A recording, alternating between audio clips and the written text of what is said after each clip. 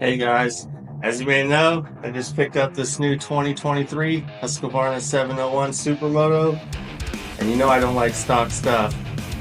So, got these Tekmo carbon fiber swing arm protectors I'll be installing.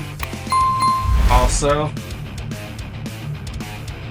got this Rottweiler Performance tail tidy all integrated. I'll also be installing, get rid of that big, ugly, nasty fender. And I always hate people that talk too much in the YouTube videos, so I'm gonna get straight to it, show you before and after. Sit tight.